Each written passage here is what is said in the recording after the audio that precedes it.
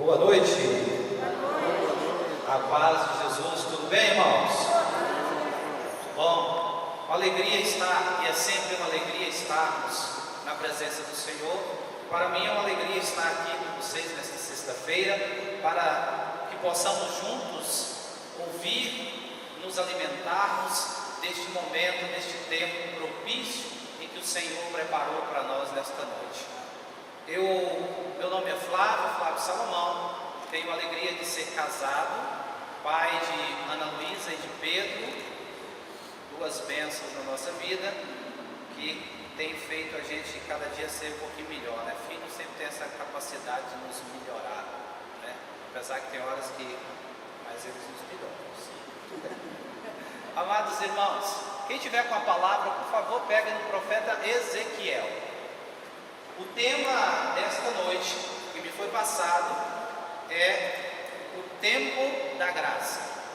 Não é a graça que vocês comumente conhecem, é o tempo da graça, tá bom? Tem graça aí no meio de vocês, mas esse é o tempo da graça, é o tema que nós vamos discorrer nesta noite, tá bom? Ezequiel, capítulo 47. Ezequiel, capítulo 47.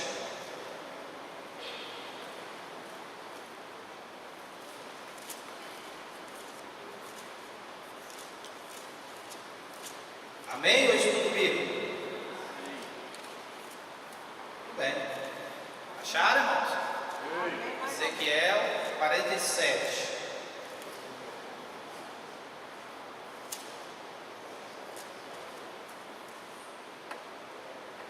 Vamos juntos? Podemos ir? Vamos lá? Nós vamos começar do versículo 1. Eu nem sempre, aliás, eu não tenho muito costume de, principalmente em grupo de oração, pelo tempo ser curto, fazer leituras um pouquinho maiores. Mas esta palavra, desde o momento em que recebi o telefonema, foi a que me veio enquanto estava o irmão conversando comigo no telefone. Mas para que a gente possa entender, nós vamos precisar ler esses versículos que vamos ler agora. Vamos começar a partir do versículo 1. Profeta Ezequiel, número 47, capítulo 47, a partir do versículo 1. Vamos juntos? Conduziu-me então à entrada do templo. Eis que águas jorravam do solo sob o limiar do edifício, em direção ao oriente, porque a fachada do templo olhava para o oriente. Essa água escorria por baixo do lado direito do templo, ao sul do altar. Fez-me sair pela porta do norte e contornar o templo do lado de fora, até o pórtico exterior oriental. Eu vi a água brotar do lado sul. O homem foi para o oriente com uma corda na mão, mediu 1000 côvados a seguir. Fez-me passar na água que me chegou até os tornozelos. Mediu ainda 1000 côvados e me fez atravessar a água que me subiu até. Mediu de novo 1000 côvados e fez-me atravessar a água que me subiu até os. Mediu enfim 1000 côvados e era uma torrente que eu não podia atravessar. De tal modo, as águas tinham crescido, e era preciso nadar, era um curso de água que não se podia passar a volta. Viste, filho do homem, falou-me e me levou ao encontro, e me levou ao outro lado da torrente. Ora, retornando, avistei mais 2 margens da torrente, uma grande quantidade de árvores. Estas águas, disse-me ele, dirigem-se para a parte oriental. Elas descem a planície do Jordão. Elas se lançarão no mar, de sorte que suas águas se tornarão mais saudáveis. Em toda parte, aonde chegar a corrente, todo animal que se move na água poderá viver, e haverá lá grande quantidade de peixes. Tudo que esta água atingir se tornará são e saudável, e em toda parte aonde chegar a torrente haverá vida. Na praia desse mar estarão pescadores. Pula para o versículo 12. Versículo 12. Ao longo da torrente, em cada uma de suas margens, crescerão árvores frutíferas de toda a espécie, e sua folhagem não murchará, e não cessarão jamais de dar frutos, todos os meses, frutos novos, porque estas águas vêm do santuário. Seus frutos serão comestíveis, e suas folhas servirão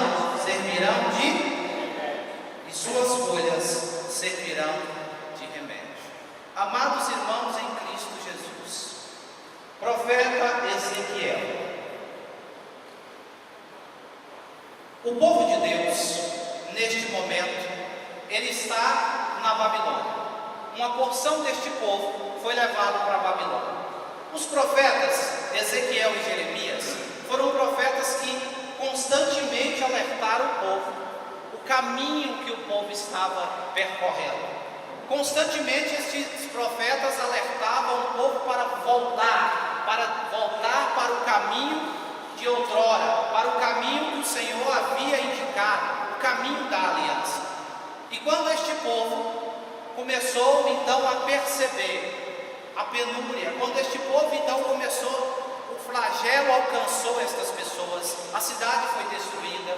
Só para você ter uma ideia, ficaram 70 anos exilados. Aqui está, Ezequiel foi um dos profetas que foi levado para o exílio. Então estes profetas, chegou um dado momento, haviam palavras muito duras, palavras de admoestação, palavras de exortação muito dura contra o povo de Deus. Mas este povo que já estava neste momento desolado, fraquejado, Deus então suscita uma palavra de esperança para este povo. Deus então vai dar para este povo esta palavra de muita esperança. Ezequiel é conhecido por estas analogias, por estas palavras assim, sabe? É meio uma visão apocalíptica. Ezequiel tem destas coisas. Então Ezequiel é levado a contemplar este templo. Amados irmãos, e é esta água que sai do templo. A primeira coisa que nós precisamos ver é que a água vem do templo. E se nós pensarmos no que é templo, templo é morada de... Quem mora no templo por excelência é? Quem? É Deus.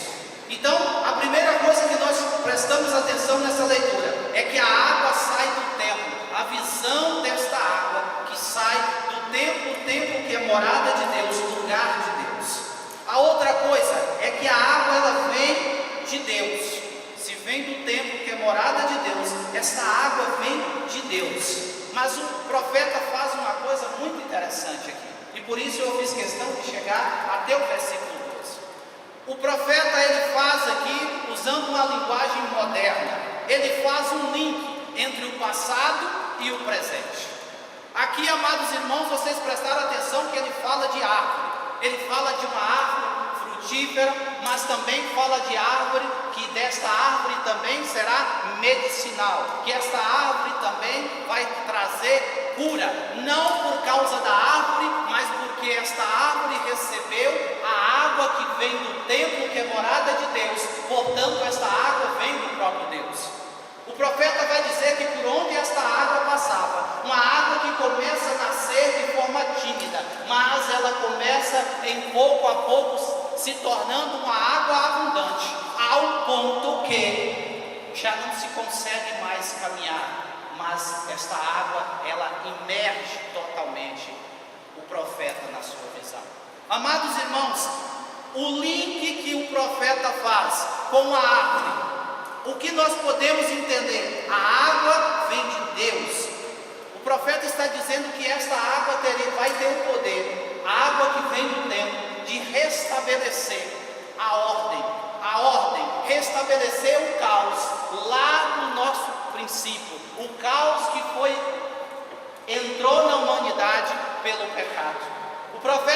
dizendo que as mesmas árvores, e ele faz menção para remeter o povo ao paraíso que outrora havia perdido. E ele está dizendo que esta água que vinda do templo de Deus, ela vai restabelecer a ordem, ela vai restabelecer algo que para os judeus e para nós nesta noite precisa ser muito caro. Ela vai restabelecer a comunhão com Deus.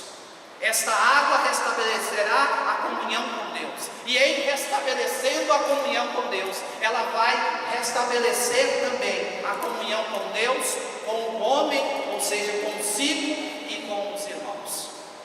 Porque é impossível nós estarmos em comunhão com Deus se nós não tivermos conosco mesmo, e se nós também não tivermos bem com aqueles que estão à nossa volta. O relacionamento com Deus, a comunhão com Deus, nos leva de forma clara a estar conosco, a saber quem somos, qual é a nossa identidade, de onde viemos, para onde vamos.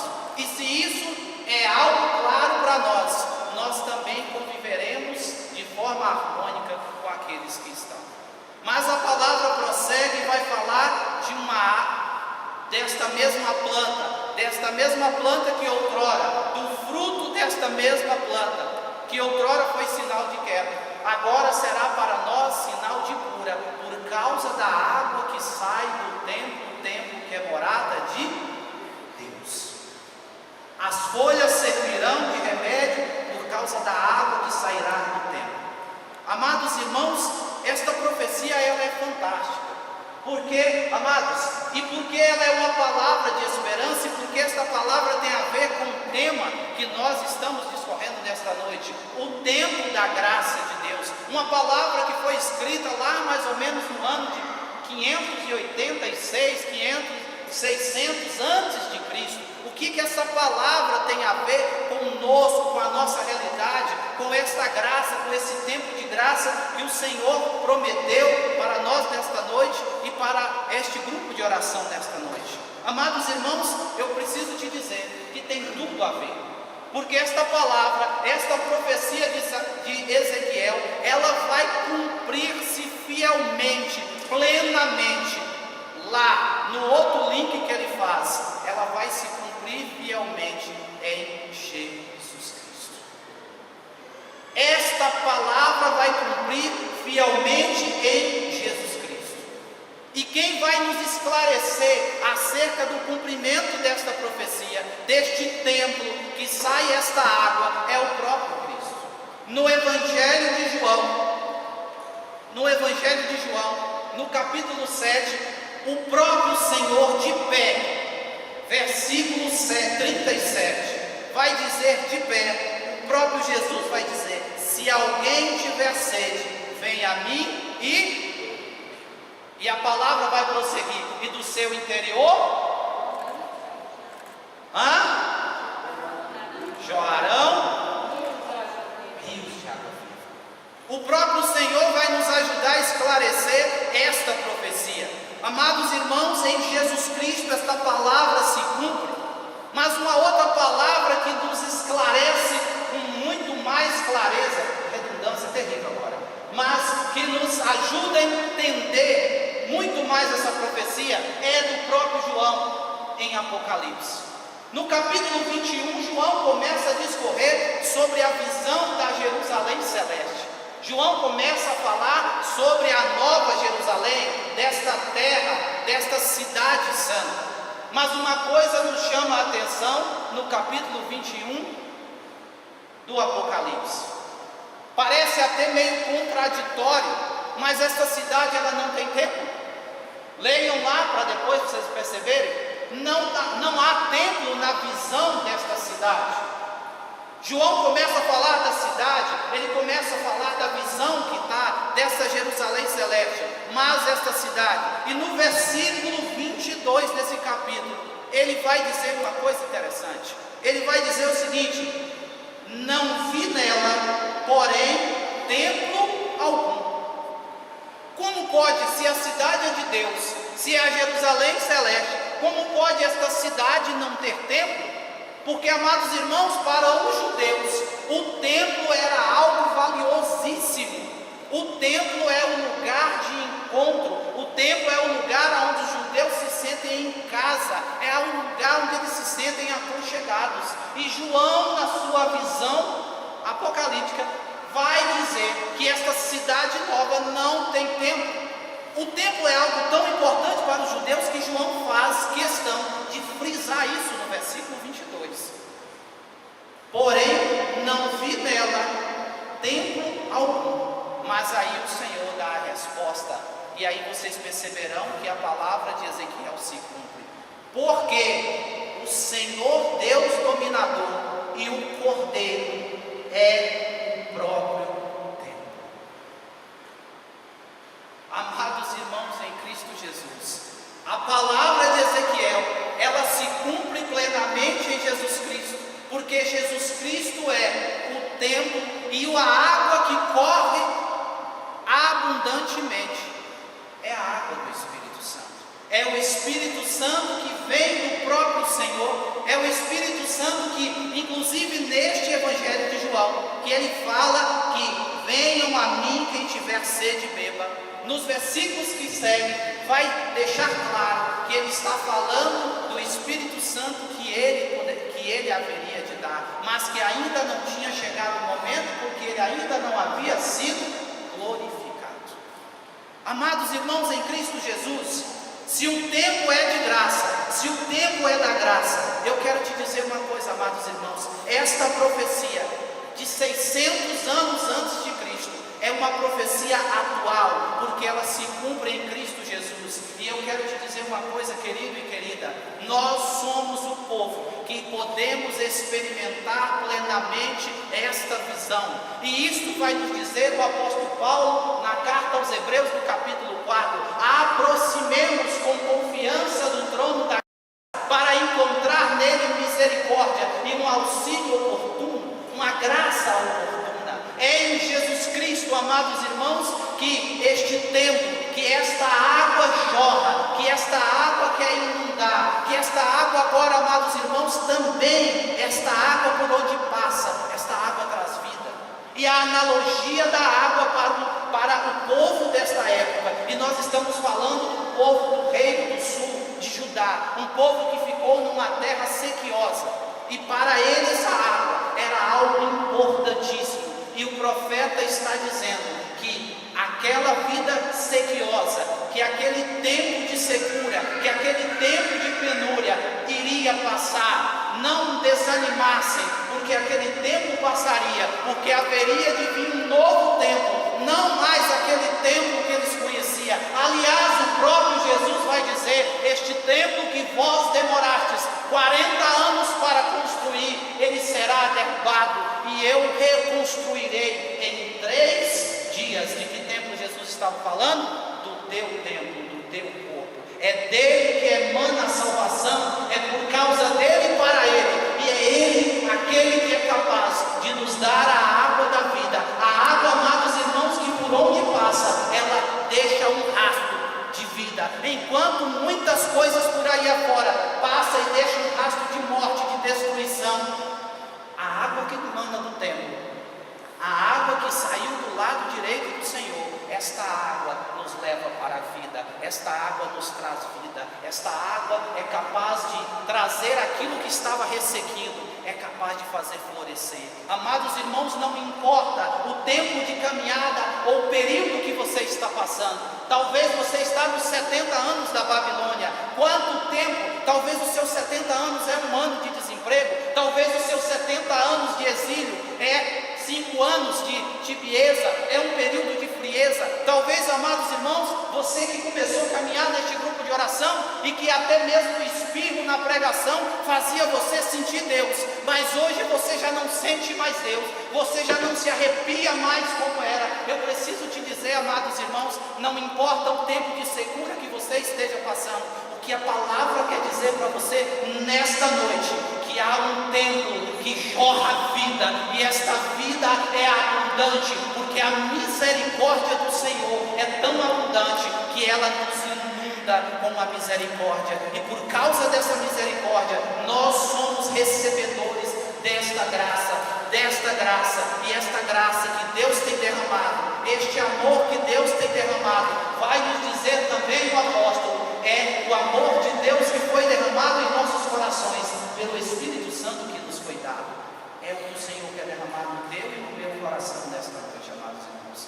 Ele quer derramar o amor dele por excelência.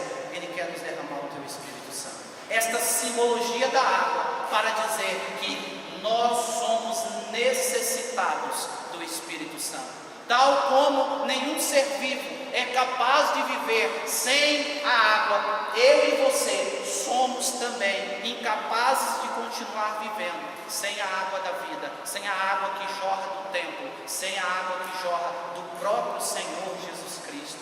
Ele quer, amados irmãos, nos conceder em abundância. Eu não sei, amados irmãos, em que momento você parou de nadar. Eu não sei, amados irmãos, talvez muitos de nós nem nadamos. Talvez nós começamos a molhar o pé desta água e já olhamos para aquilo e nos maravilhamos. Mas eu quero te dizer uma coisa, meu amado e minha amada, não coloqueis limitações na misericórdia de Deus, porque, amados irmãos, não meçamos o Senhor a partir da nossa medida. Se tem um erro grave que eu e você cometemos, é tentar medir a ação de Deus a partir de nós. Eu quero te dizer, querido, não importa os caminhos que você tenha percorrido, não importa nem mesmo o que você viveu hoje, o que você pensou hoje, o que você sentiu ou deixou de sentir hoje, eu quero te dizer uma coisa: a água que molhou os teus pés, ela foi fantástica, ela foi maravilhosa. Quer saber o que é um pouquinho de água nos pés? Vá para o deserto, você vai saber o que é água nos pés, como ela refresca. Mas eu preciso te dizer, o Senhor promete muito mais do que molhar os teus pés. Ele quer nos levar a ser imergidos nesta água de tal forma que nós saiamos dela embriagados, envolvidos pela graça, pelo derramamento do Espírito Santo. E eu preciso te dizer, amados irmãos, a graça, este tempo de graça, este kairós de Deus, que é prometido para este grupo de oração, de acordo às profecias que me foi passada, este derramar de Deus sobre as vossas vidas, sobre a vida daqueles que aqui estão, é uma graça. E graça, amados irmãos, segundo alguns estudiosos, é a atitude, é a ação de Deus, não é influenciável pelo homem, nem pode ser por ele exigida. A graça é uma atitude, é uma ação de Deus, mas não pode ser influenciada nem por mim e nem por você, e também não pode ser por nós exigida. Então o que é que nos sobra? Mas pode ser suplicado. Nós não temos méritos para exigir a graça de Deus, mas podemos suplicar esta graça de Deus. Podemos suplicar que este tempo do cumprimento desta promessa, o hoje de Deus na sua vida, o hoje do Senhor Jesus na sua vida, o cumprimento pleno desta palavra, querido e querida, nós somos um povo privilegiado, porque nós já não ouvimos mais de longe o que há de vir, mas nós já estamos dentro do contexto, nós já estamos dentro da história, nós estamos no desenrolar cumprimento destas promessas de Deus. O Espírito Santo, a água da vida, ela está passando, querido, ela está passando, querida, está trazendo vida. Aqueles que se deixam ser encontrados pelo caminho terão vida, serão frutíferos, vão produzir frutos. Estes frutos serão salutares, e eu quero te dizer, até a folhagem é capaz de curar, até a folhagem, ela é medicinal, por causa da água que jorra do templo da vida. Eu queria te convidar nesta noite, querido e querida, se você puder e quiser, fique de pé. Eu não sei qual é a graça que você precisa. Você não